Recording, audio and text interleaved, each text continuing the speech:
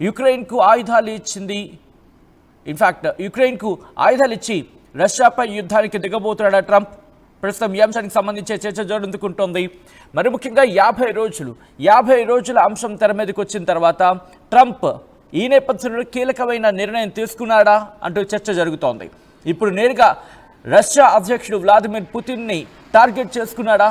ఎందుకంటే గత కొద్ది రోజులుగా ట్రంప్ తీసుకుంటున్న నిర్ణయానికి, ట్రంప్ వేస్తున్న అడుగులకి అడ్డం పడుతోంది రష్యా. ఇటు ఇరాన్ విషయంలో కావచ్చు, లేకపోతే నార్త్ కొరియా సౌత్ కొరియా విషయంలోని, ఇటు సౌత్ కొరియా విషయంలో కావచ్చు, అటు సౌత్ కొరియాకి అమెరికా దన్ను, ఇటు నార్త్ కొరియాకి రష్యా దన్ను. సో ఈ నేపథ్యంలో ఎక్కడో మేకే కూర్చుంటున్నాడు. ట్రంప్ తీసుకోవాలంటున్న నిర్ణయాలకి రష్యా అడ్డం పడుతోంది. ఈ నేపథ్యంలోనే ట్రంప్ ఆలోచన కోణంలో, ట్రంప్ దృక్పథంలో ఇటు రష్యా అధ్యక్షుడు వ్లాదిమిర్ పుతిన్ని కనుక సైడ్ చేసేస్తే, రష్యా అధ్యక్షుడు వ్లాదిమిర్ పుతిన్ని కనుక టార్గెట్ చేస్తే తన అడుగులు మరింత ఈజీ అవుతాయనే భావనలో అధ్యక్షుడు ట్రంప్ ఉన్నాడా? ప్రస్తుతం ఈ చర్చ విస్తృతంగా జరుగుతోంది. ఇక్కడ 50 రోజుల టైం, మరి ముఖ్యంగా మీకు గుర్తుందా, 6 రోజుల టైం అంటూ ఇరాన్ విషయంలో అన్న తర్వాత ఆ 6 రోజుల వ్యవధిలోని ఐ థింక్ మొదటి 3 రోజుల తర్వాత అనుకుంటా, మొదటి 3 రోజుల తర్వాతే ఇటు ఇరాన్ మీద దాడికి పాల్పడింది అమెరికా. B-2 బాంబర్లతో ఇరాన్కి సంబంధించిన కీలకమైన ఫోర్దో ఆ న్యూక్లియర్ బేస్ని, న్యూక్లియర్ ఫెసిలిటీని టార్గెట్ చేసింది అమెరికా. ఇటు ఇజ్రాయెల్ కూడా ఎటువంటి పని అప్పచెప్పలేదు. సో ఈ నేపథ్యంలో ఇప్పుడు నేరుగా అమెరికాని రంగంలోకి దిగబోతుందా? యుక్రెయిన్ పేరు చెప్పి అధ్యక్షుడు ట్రంప్ తన కీలకమైన డెసిషన్ని, తన కీలకమైన ప్లాన్ని అమలు చేయబోతున్నాడా? ఈ చర్చ ప్రస్తుతం చాలా విస్తృతంగా జరుగుతోంది. పుతిన్ని లేపేసేందుకు జెలెన్స్కీ పేరు చెప్పుకొని ట్రంప్ సిద్ధం కాబోతున్నాడా? ఎందుకంటే మేకే కూర్చుంటున్నాడు గత కొద్ది రోజులుగా పుతిన్. సో ఇప్పుడు పుతిన్నే టార్గెట్ చేసేందుకు అమెరికా సిద్ధమైంది. అప్పుడు ఈ చర్చ జరుగుతుంటోంది. మరింత సమాచారం మా ప్రతినిధి మనోజ్ నాడికి తెలుసుకునే ప్రయత్నం చేద్దాం. మనోజ్, ఇంట్రెస్టింగ్ డెవలప్మెంట్ కింద చెప్పుకోవాలి. 50 రోజుల టైం అన్నప్పుడే ఏదో తేడా కొడుతుంది అనుకున్నాం. బట్ ఇప్పుడు యుక్రెయిన్కి పూర్తి స్థాయిలో మద్దతు ఇచ్చిన సందర్భంలో మరిన్ని ఆయుధాలు ఇచ్చి రష్యా అధ్యక్షుడు వ్లాదిమిర్ పుతిన్ని టార్గెట్ చేసేందుకు అమెరికా సిద్ధమవుతుంది అనుకోవాలి. ఇక్కడ అంటే ఈ టారిఫ్లకు సంబంధించిన అంశం ప్రస్తావనకు రాకమునిపే జెలెన్స్కీ అండ్ అమెరికా అధ్యక్షుడు డొనాల్డ్ ట్రంప్ మధ్య ఫోన్ ద్వారా సంభాషణ జరిగినట్టుగా కొన్ని మీడియా కథనాలు వస్తుంది. ఇంటర్నేషనల్ మీడియా కథనాల్లో కానివ్వండి, ప్రధానంగా చర్చ జరుగుతున్న అంశం అదే.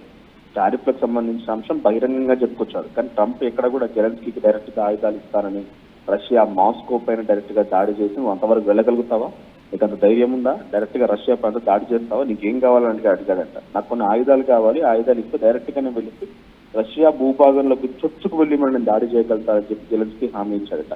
ఈ డిస్కషన్ ఇంటర్నెట్ గా July 4th జరిగినట్టుగా ఇంటర్నేషనల్ మీడియా కథనాల్లో కొన్ని చర్చ జరిగింది. టారిఫ్ సంబంధించిన అంశం 2 days బ్యాక్.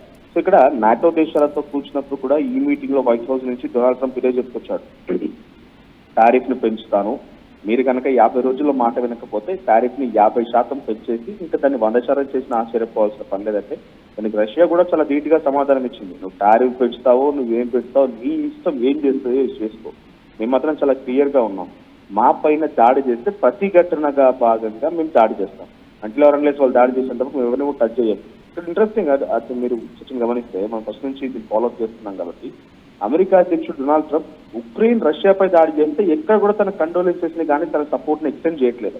రష్యా పైన ఉక్రెయిన్ దాడి చేయడం తప్పు అని ఎక్కడ ప్రస్తావించలేదు, ఆ రకంగా ఉటకించడం లేదు. కానీ ఎప్పుడైతే రష్యా ఉక్రెయిన్ పై దాడి చేస్తుందో అది తప్పు, రష్యా అధ్యక్షుడు పిచ్చివాడు, ఈ రకంగా దాడి చేస్తాడా, రష్యా అధ్యక్షుడు ఇక్కడ వెనక్కి తగ్గాలి, ఒకసారి ఆలోచించాలి, ఇలా పదే రష్యా అధ్యక్షుడి గురించి మాట్లాడుతున్నారు. కానీ ఏ రోజు కూడా after that agreement 50% mineral agreement తర్వాత ఉక్రెయిన్ సంబంధించిన జెలెన్స్కీ గురించి ఇప్పటి వరకు డొనాల్డ్ ట్రంప్ ఎక్కడ కూడా ఉక్రెయిన్ డైరెక్ట్ గా పుతిన్ టార్గెట్ చేసింది కదా, డైరెక్ట్ గా పుతిన్ వెళ్తున్నటువంటి విమానాన్ని టార్గెట్ చేసి డ్రోన్ ని ప్రయోగించింది కదా, ఆ ఎయిర్ బేసెస్ ని అక్రమంగా 4300 కిలోమీటర్ల వరకు చొరబడి అక్కడ దాడి చేసి అక్కడ ఎయిర్ బేసెస్ ని కుప్పగూల్చి $7 మిలియన్ నష్టాన్ని రష్యాకు చేకూర్చింది కదా. కానీ అక్కడ ఇక్కడ కూడా డొనాల్డ్ ట్రంప్ అలా చేయడం తప్పు అని ఉక్రెయిన్ జెలెన్స్కీని ఎక్కడ కూడా ప్రస్తావించిన దాఖలాలు లేవు.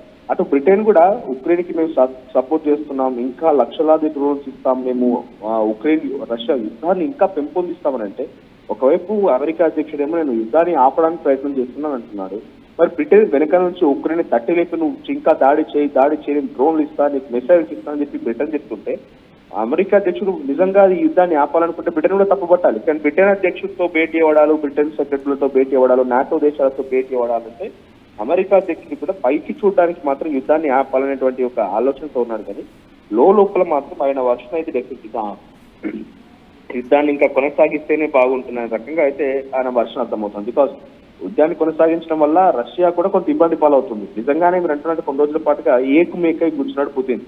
ఏకమేకడం అంటే అమెరికా అధ్యక్షుడు డొనాల్డ్ ట్రంప్ టార్గెట్ చేయడం కాదు, ఇండివిజువల్ గా వాళ్ళు కూడా సెల్ఫ్ రిలయంట్ అవుతున్నారు, ఆయుధాల పరంగా ముందుకు వెళ్తున్నారు, సెల్ఫ్ రిలయంట్ గా వాళ్ళు ఫైనాన్షియల్ గా ముందుకు వెళ్తున్నారు. బ్రిక్స్ దేశాలు వాళ్ళు కూడా ఒక భాగస్వామిగా ఉన్నారు కాబట్టి వాళ్ళంతా కూడా వాళ్ళ ఇండివిజువాలిటీ కోసం ప్రయత్నం చేస్తున్నారు.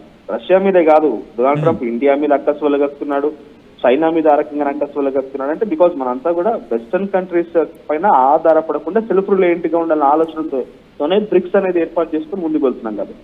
సో ఇప్పుడు అధ్యక్షుడు డైరెక్ట్ గా డొనాల్డ్ ట్రంప్ జెలెన్స్కీతో మాట్లాడి నేను మీకు ఆయుధాలు ఇస్తాను, ATMNS అనేటువంటి ఆయుధాలతో మీకు నేను సప్లై చేస్తాను, మీరు డైరెక్ట్ గా రష్యా మీద దాడి చేయగలుగుతారనేటువంటి ఒక సంభాషణ జెలెన్స్కీతో మాట్లాడినట్టుగా ఇంటర్నేషనల్ వార్తా కథనాల్లో చర్చ జరుగుతోంది. ఒక రకంగా నిజమే కావచ్చు, మనం తప్పు పట్టాల్సిన పని కూడా లేదు. బికాస్ అమెరికా అధ్యక్షుడు ఎక్కడ యుద్ధం జరిగినా అక్కడ నేను ఉండాలి, అక్కడ నేను అయితే ఆపాలి లేకపోతే రెచ్చగొట్టాలి. ఇరాన్ ఇజ్రాయల్ యుద్ధంలో ఏం జరిగింది, ఇరాన్ని ఆపలేకపోయాడు మాటల రూపేనా, సో దాడి చేశాడు, మళ్ళీ కాళ్ళ బేరానికి పోయాడో లేకపోతే ఏం జరిగిందో తెలియదు, మొత్తం యుద్ధం ఆపగలిగాడు. ఇంట్రెస్టింగ్ గా సచిన్ 2 days బ్యాక్ కూడా నాటో దేశాలకు సంబంధించిన సెక్రటరీ వైట్ హౌస్ లో భేటీ అయితే మళ్ళీ ఇండియా గురించి మాట్లాడాడు డొనాల్డ్ ట్రంప్. ఇండియా పాకిస్తాన్ యుద్ధాన్ని ఆపింది నేను ట్రేడ్ టాక్స్ అని చెప్పడం వల్లే, నేను ఇచ్చేటువంటి ఆఫర్ మూలంగానే ఇండియా తన యుద్ధాన్ని ఆపేసింది. ఈ వ్యాఖ్యలు మళ్ళీ చేశాడు. అంటే ఇంటర్నేషనల్ ఏం ప్రూవ్ చేయాలనుకుంటాడంటే ఆయన నేనే యుద్ధాలను ఆపుతున్నాను అనే రకంగా ప్రూవ్ చేయాలనుకుంటున్నాడు. అది సాధ్యం కాకపోతే ఇరాన్ లాంటి ప్రాంతాల్లో కదా ఏ రకంగా దాడి చేశాడో రష్యా వినడం లేదు. ఇప్పుడు రష్యా ఎందుకు వినడం లేదంటే ప్రతిఘటిస్తోంది అనేది మాత్రం చాలా క్లియర్. బికాజ్ ఇండియన్స్ కి చాలా మంచి ఫ్రెండ్ రష్యా. ప్రతిఘటన వరకే కొనసాగుతోంది. ఉక్రెయిన్ దాడి చేస్తే దాన్ని రిలియేట్ చేసే ప్రయత్నమే చేస్తోంది, కానీ ఎక్కడ కూడా ప్రత్యక్షంగా మేమే దాడులు చేస్తామని మాత్రం ఉక్రెయిన్ వెళ్ళడం లేదు. సో ఇప్పుడు ఉక్రెయిన్ మరింతగా నేను ఆయుధాలు సమకూర్చి రష్యాపై దాడి చేస్తా, రష్యా సైలెంట్ గానే ఊరుకోవాలంటే కుదరదు కదా. ఆయన ఆయుధాలు సమకూర్చి ఉక్రెయిన్ సపోర్ట్ చేస్తూ ఉక్రెయిన్ వచ్చి రష్యాపై దాడి చేస్తే రష్యా సైలెంట్ కూర్చోవడానికి అక్కడ ఉంది పుతిన్. ఆయన ఎవరి మాట వినడు. అమెరికా అధ్యక్షుడు డొనాల్డ్ ట్రంప్ వచ్చినా లేకుంటే చైనా పోయి జిన్పింగ్ చెప్పినా ఎవరు చెప్పినా కూడా వినడు. ఆయనకి ఇండివిజువాలిటీ ఉంటుంది. ఆ దేశ రక్షణ కోసం వాళ్ళ నిర్ణయాలు తీసుకోవాలి. ఇంకో మూడో కంట్రీ ప్రమేయం వచ్చేసి ఎంతవరకు యుద్ధాన్ని ఆపగలుగుతాను, మధ్యవర్తిత్వం వహిస్తా అంటే ఎస్ మధ్యవర్తిత్వం ఎలా ఉండాలి, ఇరు దేశాలకి అంగీకారం కుదిర్చే విధంగా ఉండాలి. కానీ నేను ఉక్రెయిన్కి ఆయుధాలు ఇచ్చి నీకు సపోర్ట్ చేయకుండా దాడి చేస్తా, నువ్వు యుద్ధాన్ని ఆపుకోవాలని అంటే కుదరదు కదా. సో ప్రెసిడెంట్ డొనాల్డ్ ట్రంప్ యొక్క వ్యవహార శైలి డెఫినెట్ గా అన్డౌటెడ్ గా మనం పదే చెప్తున్నట్టుగానే ఆయనకు వయసు మీద పడింది. 77 ఏళ్ళ వయసు వచ్చింది. అయితే నోబెల్ ప్రైజ్ అవార్డు రావాలని చెప్పి అనేక దేశాల నుంచి ప్రయత్నాలు చేస్తూ యుద్ధాలు ఆపినట్టుగానే కలరింగ్ ఇస్తూ భయపెచ్చి వాటి రెచ్చగొట్టే ప్రయత్నం చేస్తున్నాడు. కానీ డొనాల్డ్ ట్రంప్ యొక్క వ్యవహారం అంత సక్సెస్ కాకపోవచ్చు విషయంలో. బికాస్ మళ్ళొక వ్యక్తి ఉన్నాడు, కిమ్ ఉన్నాడు, రష్యాకి సపోర్ట్ గా డైరెక్ట్ గా అటాక్ లోకి ఆయన సైన్యాన్ని తనకు ఆయుధాన్ని కూడా సమకూర్చే ప్రయత్నం చేస్తున్నాడు. కాబట్టి ఇక్కడ వీరి ప్రయత్నాలు పెద్దగా సఫలీకృతం కాకపోవచ్చు. Right Manoj, thanks for the update. మొత్తంగా అయితే మాత్రం రష్యా ఏం చేయబోతుంది, అమెరికా అధ్యక్షుడు డొనాల్డ్ ట్రంప్ అలాగే యుక్రెయిన్ అధ్యక్షుడు వ్లాదిమిర్ జెలెన్స్కీ వీళ్ళిద్దరి మధ్య జరిగిన సంభాషణ గురించి